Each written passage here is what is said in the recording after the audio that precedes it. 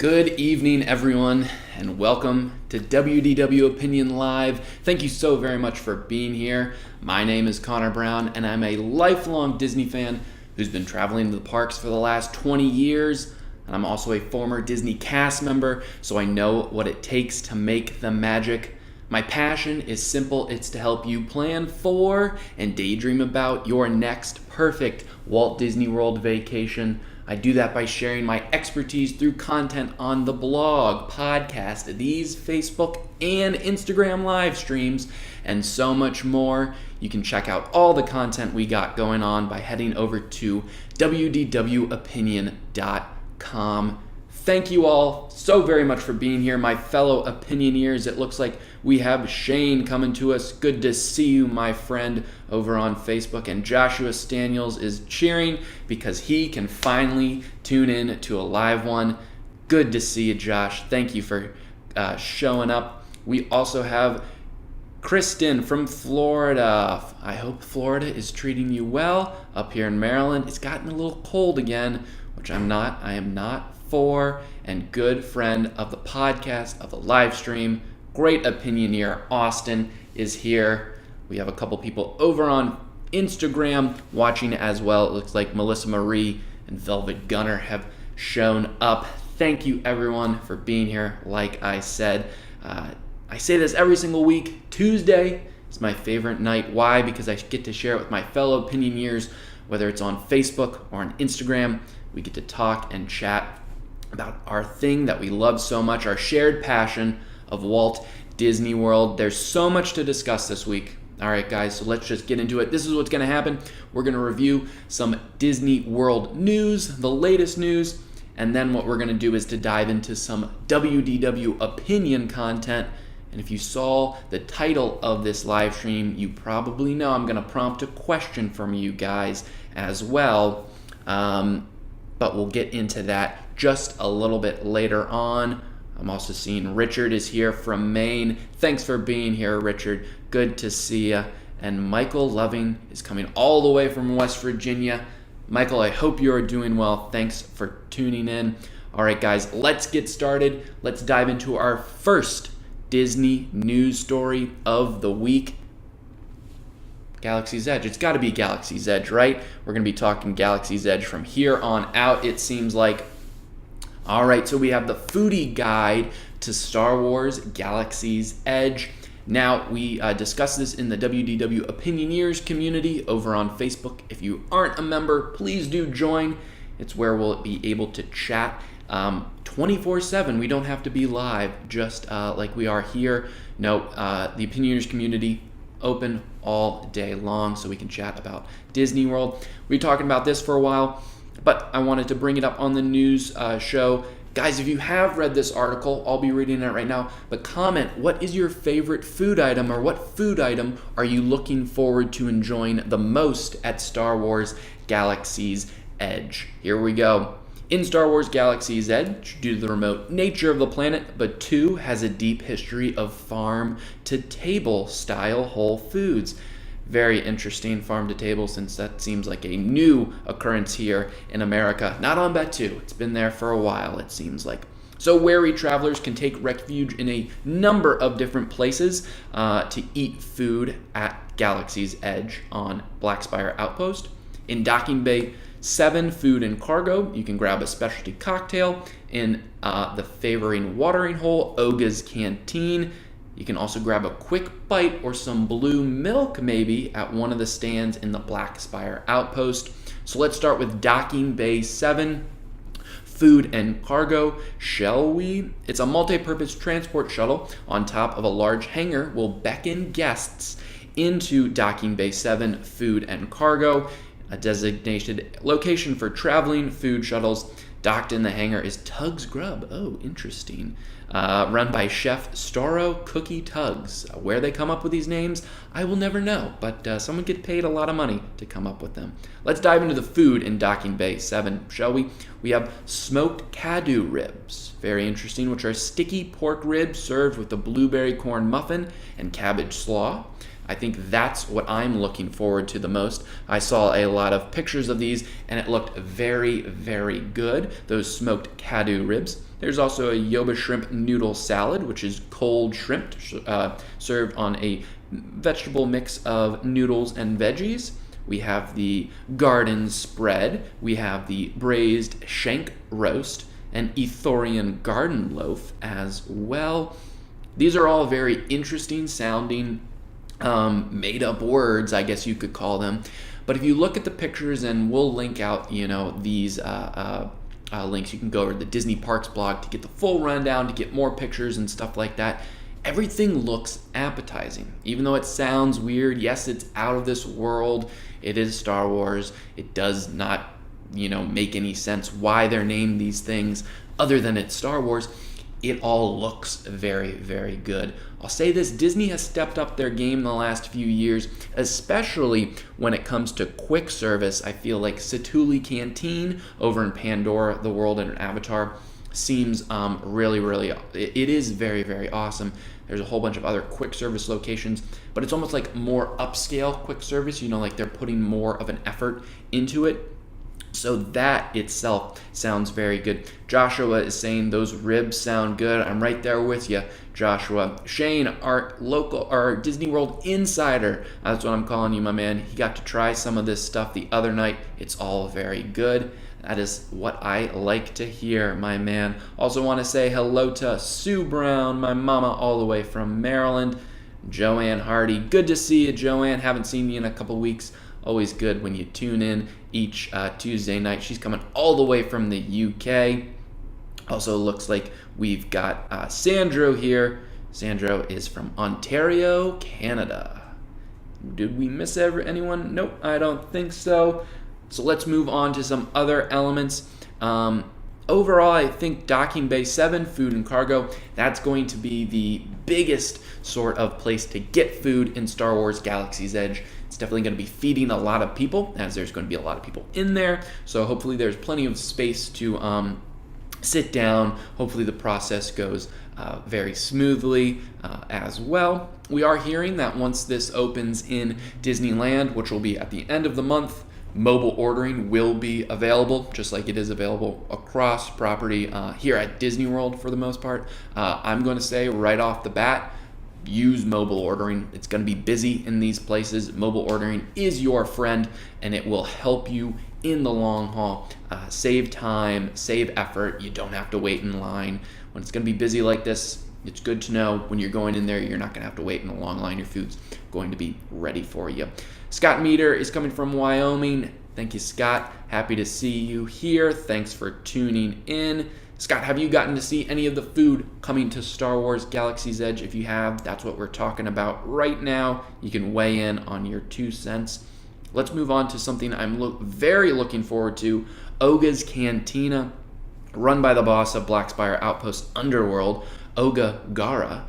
Oga's Cantina is an establishment that attracts some of the most interesting and disreputable characters in the galaxy.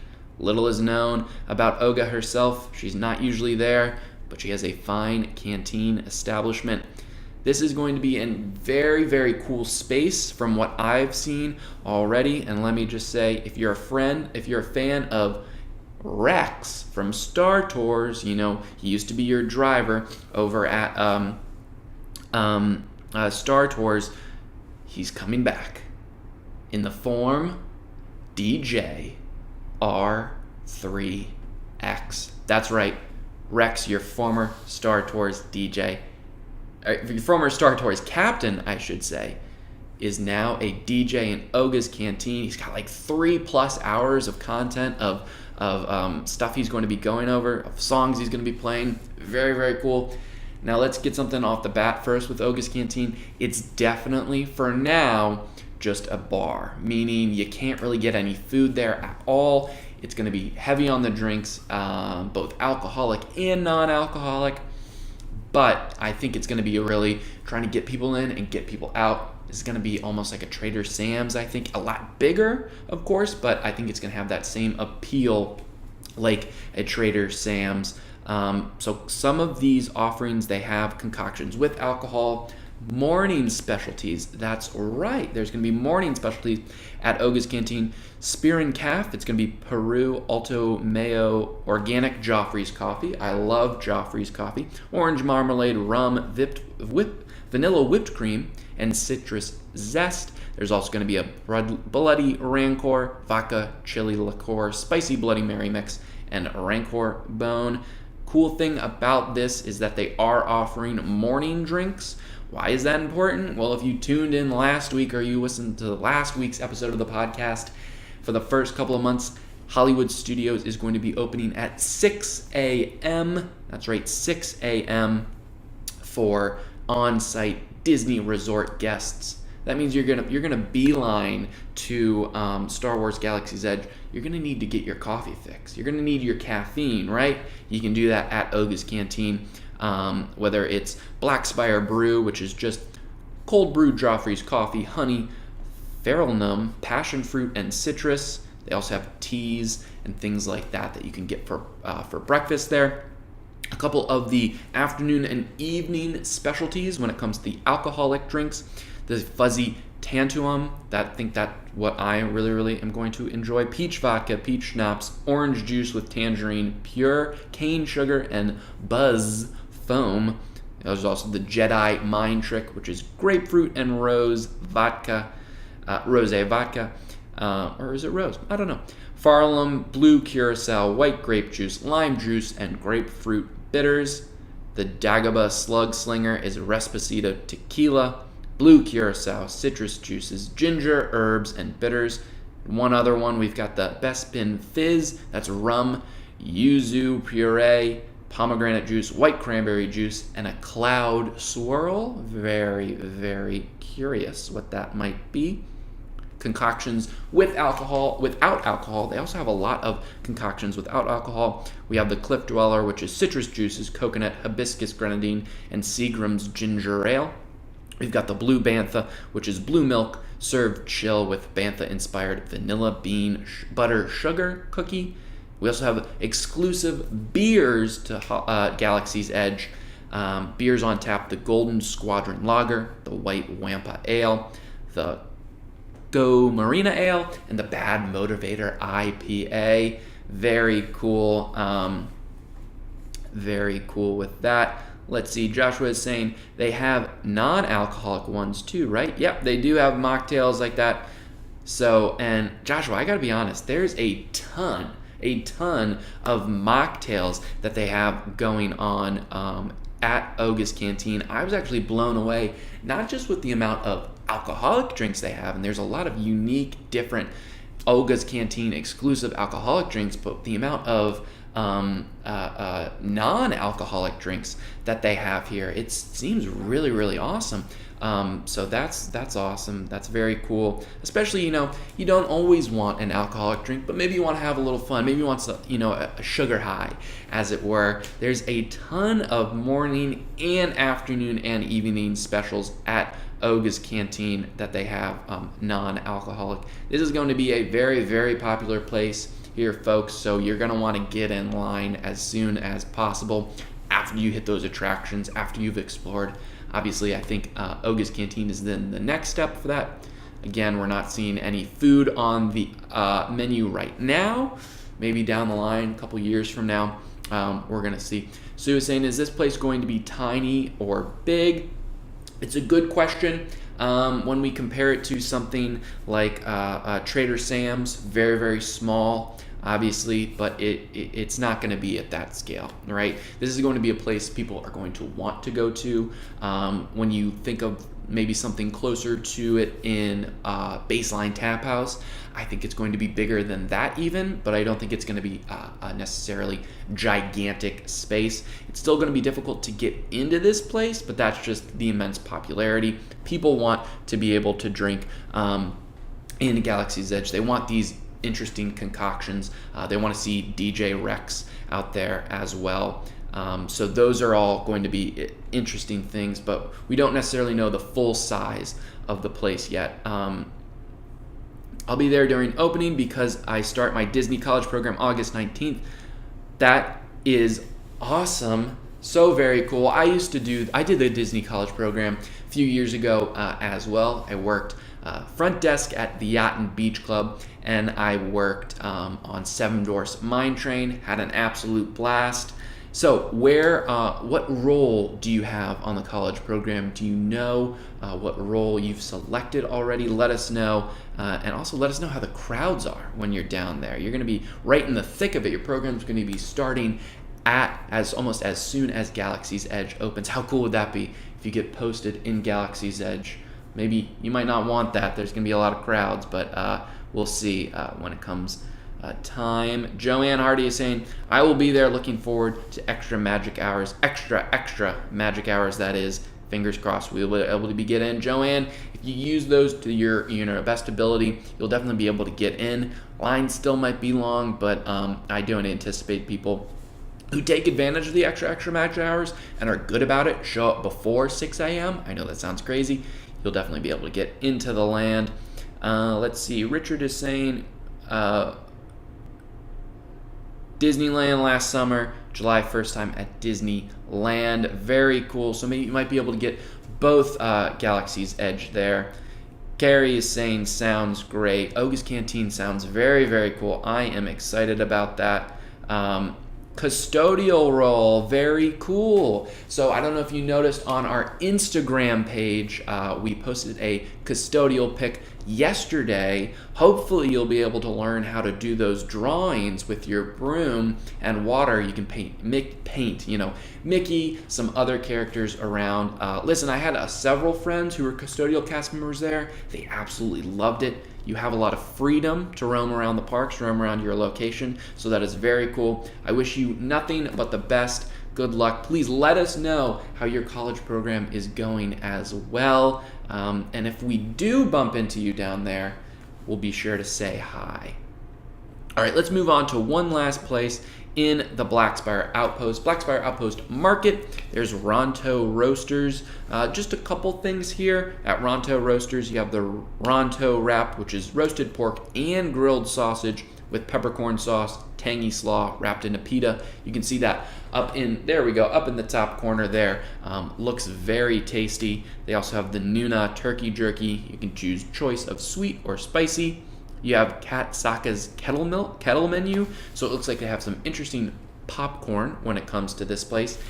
And they also have, of course, it can't be Star Wars Land without it, the milk stand. The milk stand. Blue milk, green milk, and the Boba Wampa Family Farms novelty drink vessel. I think a lot of people are going to want to get that novelty drink vessel. So, again, you'll be able to mobile order for Rondo's Roasters, the Milk Stand, and Docking Bay 7 Food and Cargo. They've said this for Disneyland. We anticipate that it's going to be able to be happening at Disney World as well when that opens. So a lot of very cool things going on there. Josh is saying those water drawings are very cool that the cast members do, the custodial cast members. So awesome. And thank you so very much. I'll definitely keep you posted. Joanne Hardy is saying, I think we will be able to get there for 6 a.m. as we will still be on UK time. We'll be up very early. Look at that. Those UKers, those Brits have it made easy when it comes to waking up at 6 in the morning out in Florida. That is a strategic advantage for you. I will say that. Over on Instagram, Eloti78 is saying, what's the best job at Disney World? So I don't know if there's necessarily a best job. I think there's a lot of jobs that people want, right? A lot of people want to work attractions at Haunted Mansion. A lot of people want to work at the Tower of Terror, right? A lot of people want to be characters, right? They want to be performers. They want to be photo pass cast members to capture the magic. So I think it's really different for everyone when it comes to the best role. I won't say that, there is anything necessarily an awful role or a fantastic role. It's a job, at the end of the day. So it's always going to have its ups and downs. A lot of people I know loved being working in custodial. I love certain aspects of working front desk. I love certain aspects of attractions. I think if there was one role I would want to have, it was a role that doesn't exist anymore. A few years back when they were doing the Year of a Million Dreams, they had the Dream Team, the Dream Squad. What those people did was they went around and they surprised people. They surprised guests by saying, hey, how'd you like these free fast passes? Hey, how would you like to stay in Cinderella's royal castle? I knew a couple people that got the opportunity to do that role just for that 1 to 2 years. They said that that was absolutely incredible. So I think that that's cool. Being a tour guide, I know, is always cool. You have to kind of go through guest relations in order to do that. That's the role you have to have. Shane is saying, he's saying being a cook is amazing. Shane, if you like being a cook, I'm sure a lot of people, especially at Disney, I feel like it's got to be cool to be a cook there. I'm sure very corporate, but probably a little bit of flexibility with creativity and stuff. And if you like being a cook, that is awesome. Over on Instagram, we're also getting a question, what's the worst job to do? So again, I don't think there is, a worst job. I think it's kind of... you're or it's what you like, maybe someone likes working attractions, another person might like working quick service food and beverage, someone might like working backstage, they don't want an on stage role. Over here we're also on Instagram, K Cokel, I don't think I'm saying that right. How long do you have to stay in a specific role before switching out? It varies from role to role. Typically it's about 6 months. If you're on the college program, like you can't, transfer out of your roles. You're there for your entire program. But yeah, I think about 6 months or give or take. But it again depends on your role. Joshua is saying, I was tempted to put in for an HVAC job they had open down there. Maybe down the road I'll apply. Josh, always put in that application. You never know what's going to happen. You can always turn it down, but it would be pretty cool to work back down there in Walt Disney World. So, might as well just put it in, see what happens. Shane is saying he's locked in at Bog, be our guest for a year. So yeah, it depends role to role. It varies, how long you have to be in there. All right, let's go on to our second news story of the week. It was interesting because the Disney Parks blog said, here are 9 reasons you have to visit Walt Disney World Resort this fall. These are always clickbait kind of sort of articles, especially when it comes to the Disney Parks blogs. But I will say this one had a lot of good reasons to go in the fall. A couple of them: new fireworks show for Mickey's Not So Scary Halloween Party at Magic Kingdom. So a couple years back, Wishes changed to Happily Ever After.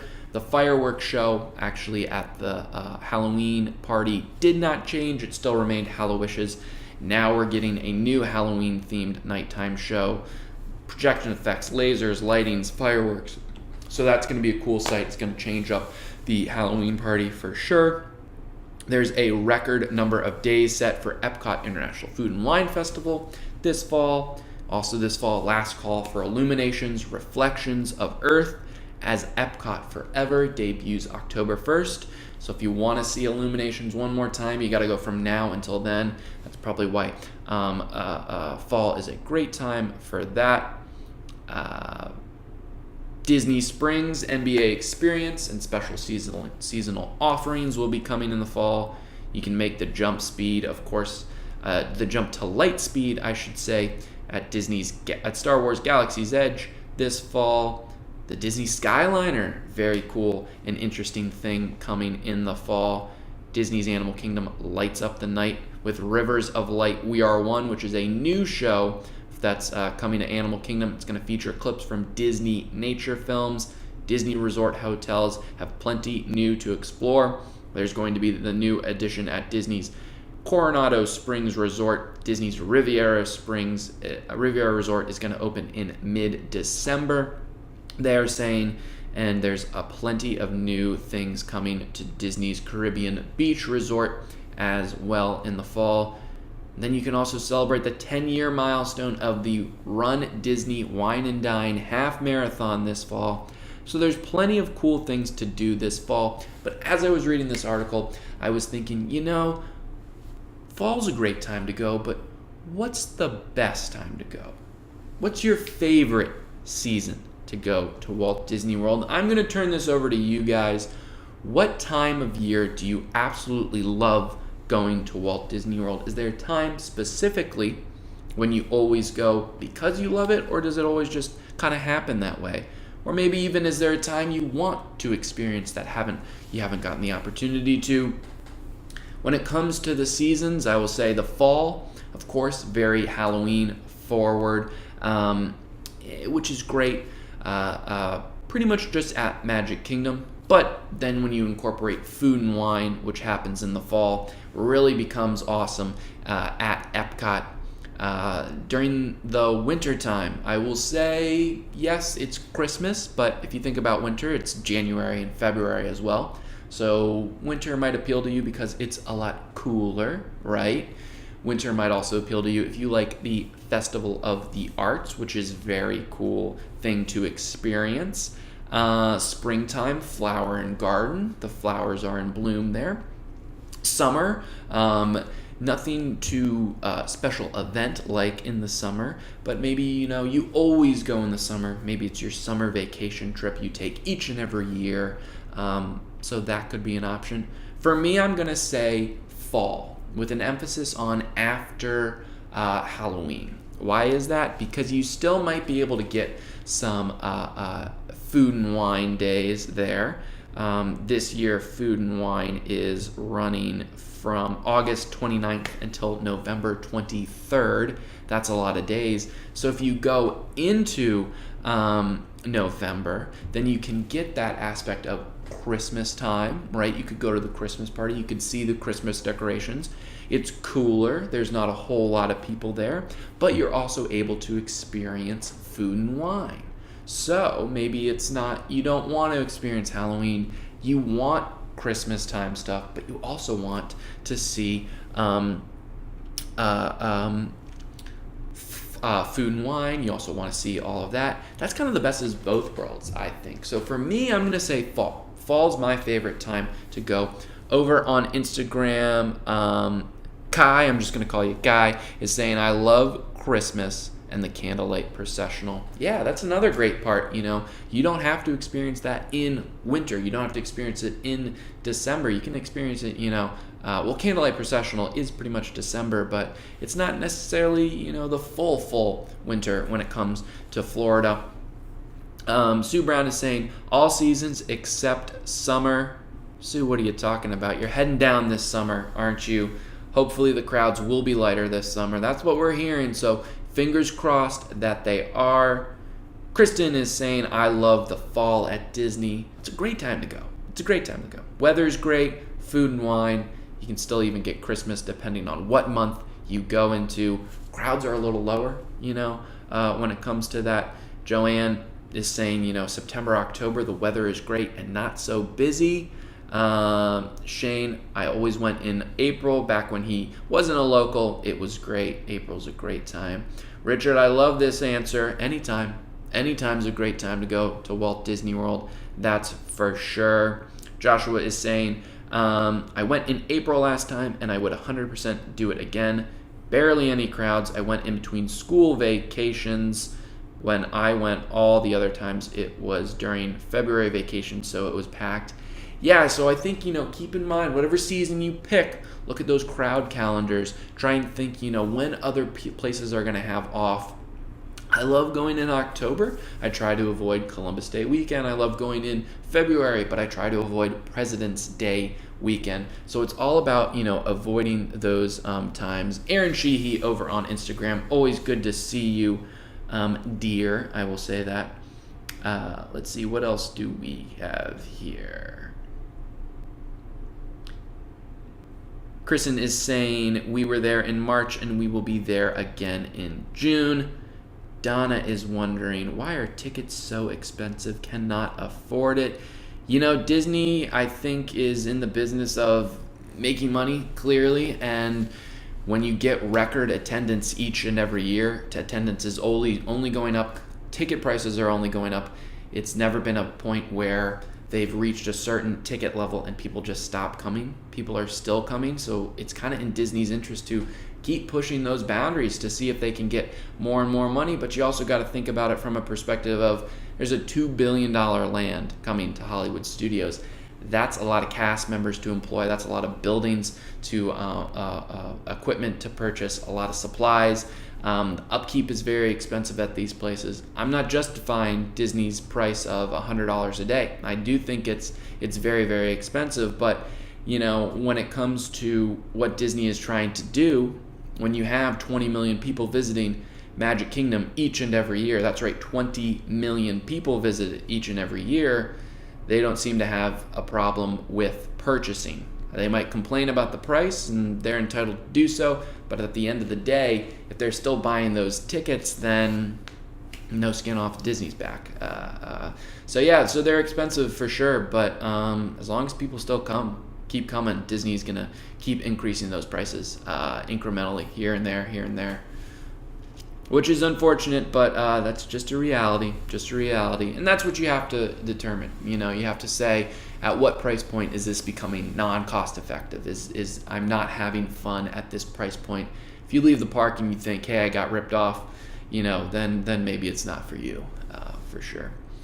All right, so it seemed like a lot of people liked fall. A lot of people liked February kind of sort of area. So yeah, I think it really depends on the weather, it seems like, for a lot of people. Yes, there are great benefits year-round. There's flower and garden, food and wine, but it seems like, whatever the weather is, people really enjoy that. Weather and crowds. Joanne is saying, we purchase annual passes, very good value, and save quite a bit of money. Joanne, coming from UK, when you go for 2 weeks, those annual passes definitely are good use of money, are good savings, I should say. But if you're only going for a couple of days, I can't say oh yeah, you got to buy an annual pass. I think when it comes to going for a long period of time, just try and look at all of your options. Over on Instagram, question was asked, what's your opinion on the water parks? Are they worth it? Haven't been to the water parks in quite a while. I will say, I can't say, if it comes down to I want to go to the theme parks or the water parks, I would always choose the theme parks. I think they offer more to more people. They are more crowded. But I would say that if you get the water parks more and fun ticket option and you're there for 6-7 days, then maybe that's a good time to go to the water parks. But I wouldn't say if you're going for 4 days, give up a theme park day in order to go to the water parks. I can't justify that. They're a lot of fun, and when it comes to water parks, Disney's and Typhoon Lagoon and Blizzard Beach are far and away the best probably out there. They're the most well themed. They have the best water slides. They're the cleanest, which is a big deal when it comes to water parks. But I don't think I can say that instead of going to a certain theme park, you should go to the water park. I think the water parks will always be secondary just because of their appeal. So if you're a water park person, heck yeah, go to the water parks. They're awesome. And Joanne is saying, we visited 3 times in a 12-month period. So yeah, exactly. You know how you travel, and that's how you're going to be able to determine the best ticket prices, the best ticket options for you. All right. So some interesting Disney news stories this week. We determined when we like to go to the theme parks, and we determined, what we're excited to eat in Galaxy's Edge. There's going to be a lot of cool things to indulge in. I can't wait for those ribs. I can't wait to taste some indulge in some concoctions over at Oga's Canteen. All right, so let's transition from Disney World news, right, to WDW Opinion content, shall we? Let's start with the podcast. So this week's podcast, my co-host Hank and I had a very interesting and cool discussion. It's what Disney's movie schedule means for the parks. So if you didn't see this, Disney released their movie schedule for the next 8 years or so. really just through 2021. Do we actually know the names or, what they're themed or what they're about? After that, we get a lot of untitled Marvel film, untitled Star Wars film, Avatar 2, 3, 4, whatever it is. But we did also get to see a lot of Fox, what Fox is producing.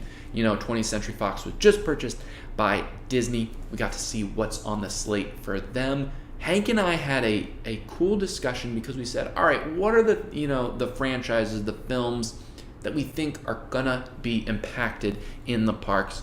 So question over to my fellow opinioneers, what are the movie franchises you want to see in the parks that are either A, coming down the line, maybe new Star Wars, maybe it's, the Jungle Cruise we can see with Emily Blunt and Dwayne "The Rock" Johnson. Maybe it's a franchise that's never been done, that's in the past, or maybe it's one that's very, very far off into the future. Maybe it's more Avatar. Maybe it's something else like that. What is something that you want to see in the parks, Disney related? I'll tell you this much. We talked a lot about Star Wars, a lot about Marvel, a lot about Pixar. One franchise that has been announced to get a reboot but hasn't had any details confirmed is Indiana Jones, which is very cool. Over on Instagram, Detour to Neverland podcast. Thank you for tuning in. Good to see you guys. If you don't listen to Detour to Neverland, you got to check out that podcast. It's very, very cool. Right now, we're just talking about Disney films in the parks. Disney released their whole new slate of films. What do we think is going to be impacted in the parks? I think when it comes to Frozen 2, which is coming later this year, we've already seen some new lands in Tokyo, in Hong Kong, and in Paris, or in Shanghai, I should say.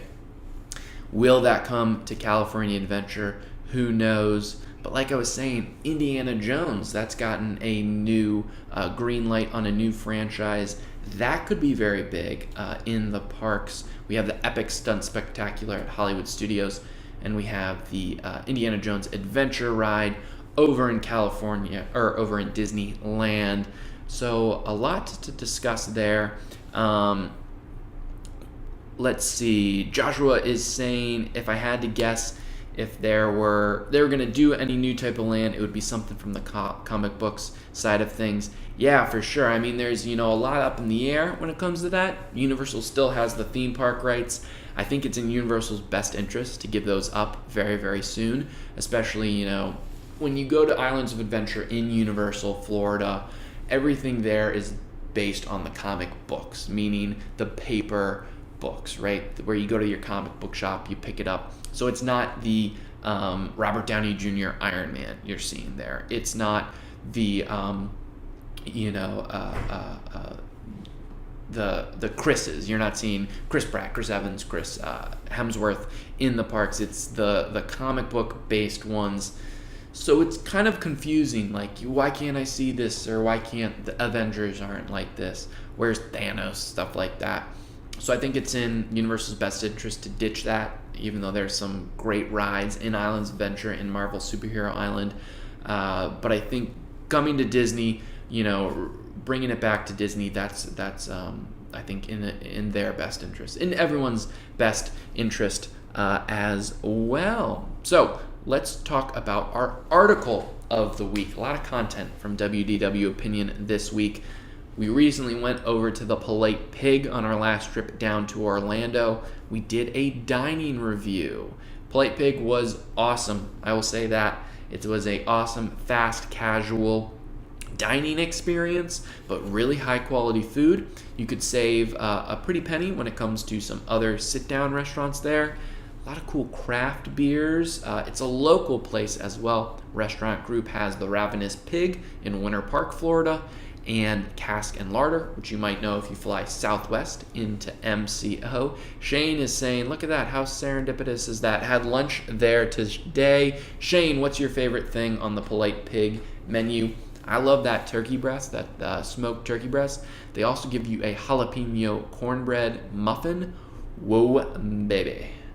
Those are good. I said in the article, which you can read fully over at wdwopinion.com/politepig, that I would eat about a dozen of those cornbread muffins. They were sweet, but that jalapeno delivered a little kick, which was great. I really, really enjoyed it. This is a great spot in Disney Springs. There needs to be more fast casual places like this across property. I think it's still very hard to get a lot of reservations, a lot of sit-down reservations at Disney World. This is just taking that and saying, hey, we hear you, but we're going to give you some more options. Joshua is saying that place smelled so good. Joshua, I can say it tastes just as good as it smelled. Shane's a pork fanboy, so he has the pork there all the time. But I also feel like the sides are really, really good. And they have a full bar there and their own craft beers. I got the Beer Flight, the Ravenous Pig, their other restaurant in that group. They have a brewery there on site in Winter Park. They're actually opening up a full-scale brewery right next to it. A lot of really, really cool craft beers. So check out that article, wdwopinion.com/politepig. Also, guys, if you are listeners of the podcast, we have a special promo going on for you. What is it? We want you to leave an iTunes review, and you might win a $50 Disney gift card when you review the WDW Opinion podcast on iTunes. There's 3 steps you need to take. 1, head over to iTunes. This will only work for iTunes. Search for WDW Opinion. There you can leave us a review. Leave us 5 stars if you think we deserve 5 stars. Also type out a note of why you like listening to the WDW Opinion podcast. Let us know. Screenshot that review. Send it off to me. You can email it at Conor, CONOR, at WDWopinion.com. Email it to me, and then I will enter you into the drawing. One random lucky winner out of everyone that submits will get a free $50 Disney gift card. You can use in the parks, you can use online, you can use at your local Disney store. But hurry, because now you only have until May 31st at 11:59 p.m. Eastern. If you do love the podcast, please leave a review. This helps us grow the WDW Opinioneers community more and more. Listen, guys, I want to have more and more people come into the chat so we can discuss and share our thoughts and opinions on the thing we love so very much. That is Walt Disney World. Leaving those reviews is a great way to get new people in. Share the show with someone you think might enjoy it as well. If you like talking with us each Tuesday night, I'm going to invite you over to the Opinioneers community on Facebook. You can visit it at wdwopinion.com/opinioneers. That's where we're all able to discuss the WDW Opinion latest content. We discuss Disney's latest news. We share our thoughts and opinions. But if you're also planning a trip, maybe you are planning a trip for, those seasons that we talked about, your favorite seasons, head over to that group and ask, hey, what is your favorite season? Do you guys like going in the fall? Do you guys like going in the winter? There's a dedicated base of our community members who are more than willing to help and give their 2 cents, which is very, very cool. So if you like this and you want to do it all day, every day, head over to the Opinioneers community. Guys, like I say each and every week, I love when you tune in every Tuesday night. If you are watching on the replay, come join us on Facebook, on Instagram, each Tuesday night at 7 p.m. Eastern. It's a great way to chat and talk in real time. Sue Brown is saying it's super easy to review on iTunes, especially if you have an iPhone. Of course, we would love to see those reviews come in. But guys, that is going to do it for me this week. I hope you enjoyed this live stream. I hope you have a fantastic rest of your week as well. Sue, Shane, Joshua, Joanne, whoever is still with us, Christine, Donna, Richard, thank you guys so very much for being here. Like I said, I hope you have a great, fantastic rest of your week. And until next time, we'll see you real soon.